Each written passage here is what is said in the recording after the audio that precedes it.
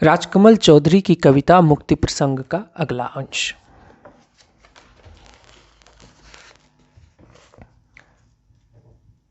मैंने छोड़ देना चाहा था अपनी उग्रतारा पर कविता से पहले, और मृत्यु से पहले भी छोड़ देना चाहा था शंकाहीन अर्थहीन जीवन, और मरण का अंक गणित संभालने के लिए श्री चक्र के प्रस्फुटित कमल पर काम मुद्रा में खड़ी वह आदि कन्या। मैंने छोड़ देना चाहा था अपना शिथिल शरीर और उसके पांवों के समीप निर्णय के लिए अपना समर्पण। अब मेरे जख्मी घुटनों में अपना चेहरा उठाकर मुझे बताओ, कब तक मैं अपने जासूसों, अपने पड़ोसियों, अपने रक्त में तीर्थस्थान करते हुए देवताओं से मुक्त हो पाऊंगा या नहीं।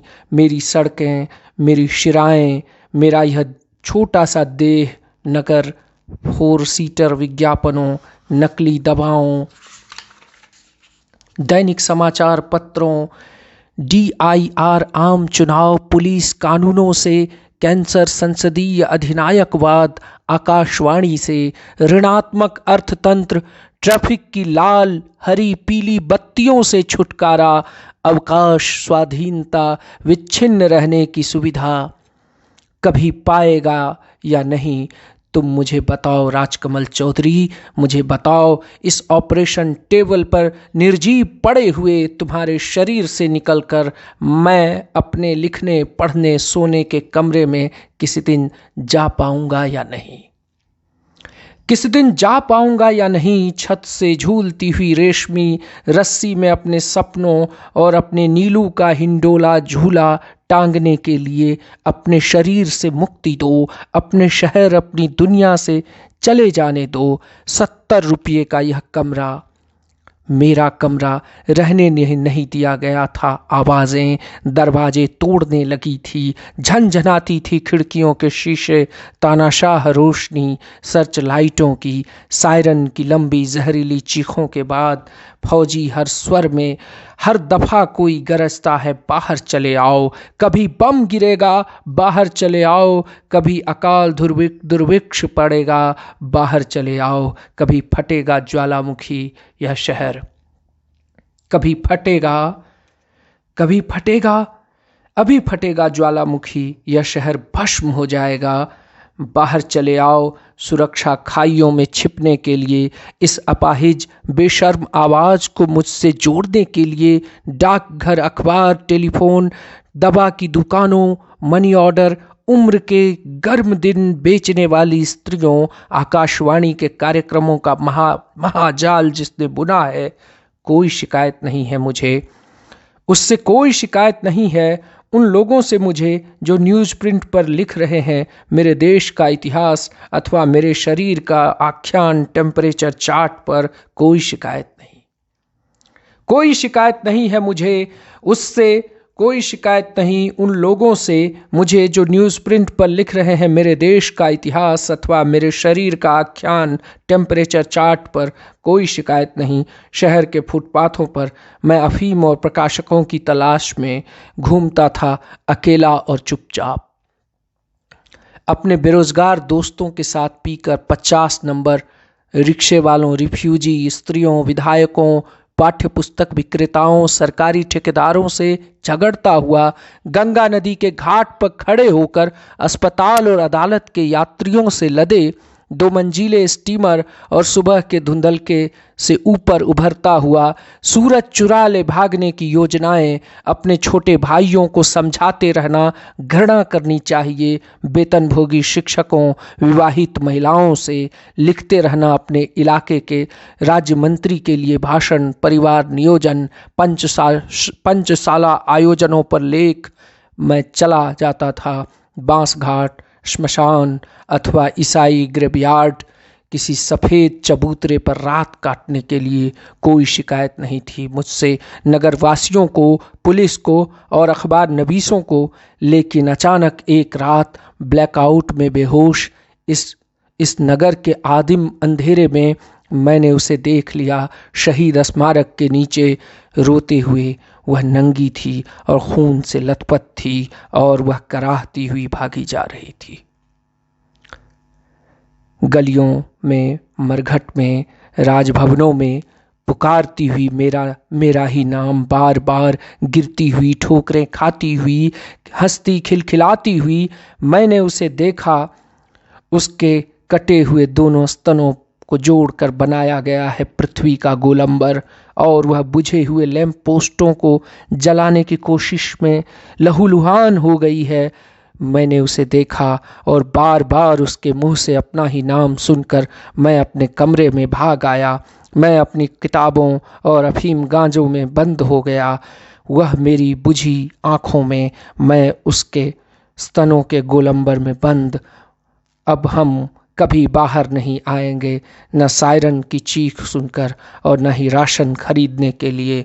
और हम दोनों एक दूसरे की नींद में सोए हुए थे जब सर्जिकल अस्पताल की एम्बुलेंस गाड़ी हमारे कमरे के सामने आकर रुक गई। धीरे धीरे ठंडी और सफ़ेद प्रेत छायाओं से भरने लगा ऑपरेशन थिएटर। धीरे धीरे ठंडी और सफ़ेद प्रेत छायाओं से भरने लगा ऑपरेशन थिएटर। ईश्वर उतरने लगा मेरी अतड़ियों की चक्करदार सीढ़ियों के नीचे और मेरी किडनी से, ब्लैडर से होकर मूत्रमार्ग के भीतरी दरवाजों पर लोहा पीटते हुए, हथौड़े से लगातार दस्तक देता हुआ। एनेस्थेसिया की काली टोपी से ढका हुआ मेरा चेहरा, मेरा अस्तित्व अपनी अलौकिक नग्नता में डूब गया है। संज्ञा विहीन, ज्ञानहीन समय अब मेरे लिए केवल नीलापन है, केवल नीलापन। शून्य है स्थान, काल और पात्र, गतिहीन, आकारहीन।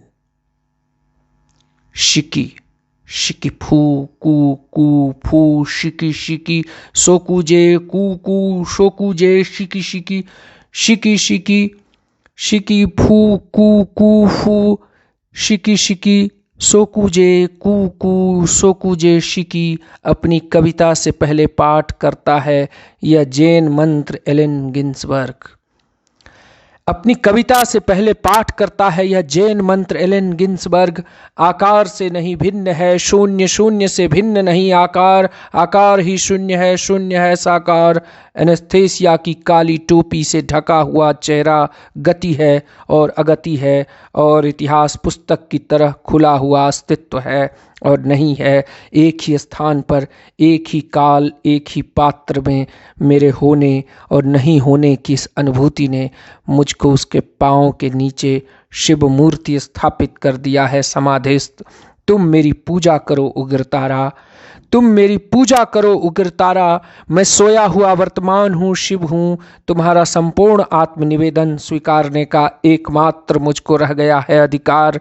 तुम्हारे पाँव के नीचे होकर भी, तुम्हारी जिह्वा में, तुम्हारे स्तनों में, तुम्हारे योनि मार्ग में, तुम्हारी रक्त नलिकाओं में, तुम्हारे हृदय पिंड में, तुम्हारे मांस मज्जा अस्थियों में, तुम्हारे गर्भाशय में होने का, बार बार इसी प्रकार होते रहने का अधिकार मैंने उपलब्ध किया है।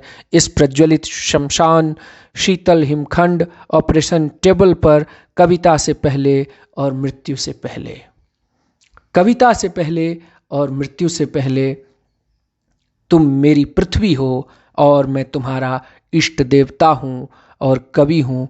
तुम मुझे जन्म देती हो और मेरे साथ रमण करती हो। तुम मुझे मुक्त करती हो, मैं तुम्हें मुक्त करता हूँ अपने मरण में, अपनी कविता में। प्रसंग एक। प्रसंग एक। मृत व्यक्ति कोई भी एक मृत व्यक्ति केवल एक मृत व्यक्ति नहीं है। किसी भी प्रकार सरकारी ट्रांसपोर्ट से कुचल दिए गए कुत्ते अथवा तालाब की सतह पर बिल्ली की फूली हुई लाश से अधिक कविता में, अधिक सुंदर, अधिक कामोत्तेजक होता है मृत व्यक्ति।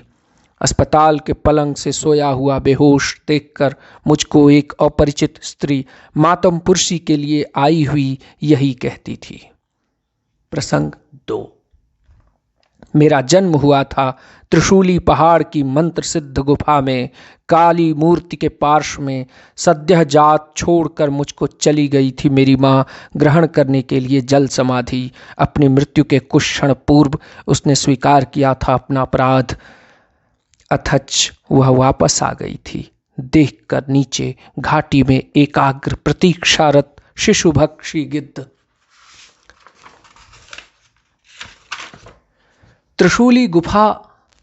त्रिशूली गुफा में उस संकेत पथ पर अतएव बिखरी हुई चट्टानों में अलग अलग बटा हुआ है मेरा जीवन, 52 खंडों में कटा हुआ मेरी आंखों का आकाश, जिस पथ से भागती हुई मेरी माँ के घुटने, पाँव की उंगलियां, तलुए, पिंडलियां नुकीली चट्टानों से हो गए थे लहूलुहान, लहू के छींटे मेरे आकाश के अलग अलग टुकड़ों को सूर्यमुखी करते हुए, अब जिन्हें फिर से एक अखंड सुमेरु बनाने के लिए मैं एक चट्टान क्रमशः राजेंद्र सर्जिकल अस्पताल के नीचे बहती हुई गंगा नदी में फेंकता जा रहा हूं अपनी मां तीर्थमयी के आरण्यक संस्मरणों में। आकाश में एक एक टुकड़े अलकनंदा में अंततः कविता में वापस चली आने के कारण ही अनिवार्य हो गया था मां के लिए वरण कर लेना मृत्यु। अंततः कविता में उसे जीवित करने के लिए त्रिशूली गुफा में मंत्र सिद्ध मैंने जन्म ग्रहण किया है। प्रसंग 3। प्रत्येक बार होता है प्रकृति के साथ, निद्रामयी अचेतन समाधिस्थ प्रकृति के साथ बर्बर पैशाची बलात्कार। अब भी मैं रचना चाहता हूं कोई स्वप्न, कोई कविता, रक्त नालिका में ब्रह्म नालिका तक कोई यथापथ मुझे संभोग करना होता है। विपरीत मुख बलात्कृता होकर भी वह मदालसा सृष्टि ध्वजा दंड धारण करती है। वह अपने षटचक्र पथ पर रत व्याकुल होकर उत्तप्त रचना में योगिनी सहयोगिनी, रचना काल पात्र की शारीरिक स्थितियों का अगर शील भंग करती है मेरी कविता, उसे अब और कुछ नहीं करना चाहिए, उसे अब और कुछ नहीं करना चाहिए। प्रसंग 4। सुरक्षा के मोह में ही सबसे पहले मरता है आदमी। अपने शरीर के इर्द गिर्द दीवारें ऊपर उठाता हुआ, मिट्टी के भिक्षा पात्र और आगे बढ़ाता हुआ गेहूं और हथियार बंद हवाई जहाजों के लिए केवल मोह विहीन होकर ही, जबकि नंगा भूखा बीमार आदमी सुरक्षित होता है। जबकि नंगा भूखा बीमार आदमी सुरक्षित होता है। प्रसंग 5। अपनी देह सीमाओं के विषय में ईश्वर के प्रति एक ही प्रार्थना हो सकती है, आधुनिक मनुष्य की व्यक्तिगत प्रार्थना अपनी मुक्ति के लिए संगठन और संस्थाओं के विरुद्ध हो जाना अथवा शासन तंत्र और सेनाओं के विरुद्ध हो जाना। अपनी इकाई बचाने के लिए एक ही प्रार्थना वास्तविक जीवन में और कविता में। प्रसंग 6। 13,000 वर्ष पहले मेरुदंड पर्वत की काली चट्टानों से तलाश ली गई 13 वर्ष की एक लड़की का नाम है उग्रतारा। 13,000 वर्ष पहले मेरुदंड की काली चट्टानों से तलाश ली गई 13 वर्ष की एक लड़की का नाम है उग्रतारा, जबकि वह उग्र नहीं है और वह तारा भी नहीं है, मेरे लिए केवल उग्र तारा है। प्रसंग 7। मुक्ति के विषय में सोचता हुआ मैं सो गया था बेहोश, लेकिन कसे हुए 2 पंजे मेरा गला दबाने लगे। कोई चीख तक नहीं निकलेगी मेरे कंठ रंध्र से। प्राण रक्षा के लिए अपने शरीर से बाहर निकलकर मैं सामने दीवार पर नीले कीड़े की तरह चिपक गया। पलंग पर छटपटाती लाश देखता हुआ मेरे ही दोनों पंजे मेरी गर्दन दबाए जा रहे हैं, इसलिए शरीर से बाहर निकलकर ही मुक्ति के विषय में निर्णय किया जा सकता है। आखिरी और प्रसंग 8। आदमी को तोड़ती है लोकतांत्रिक पद्धतियां, केवल पेट के बल उसे झुका देती है धीरे धीरे अपाहिज। धीरे धीरे नपुंसक बना लेने के लिए उसे शिष्ट राजभक्त देश प्रेमी नागरिक बना लेती है। आदमी को तोड़ती है लोकतांत्रिक पद्धतियां, केवल पेट के बल उसे झुका देती है धीरे धीरे अपाहिज। धीरे धीरे नपुंसक बना लेने के लिए उसे शिष्ट, राजभक्त, देश प्रेमी नागरिक बना लेती है। आदमी को इस लोकतंत्री संसार से अलग हो जाना चाहिए। उसे चले जाना चाहिए कस्साबों, गांजाखोर साधुओं, भिखमंगों, अफीमची, रंडियों की काली और अंधी दुनिया में मसानों में अधजगी लाशें नोचकर खाते रहना श्रेयस्कर है।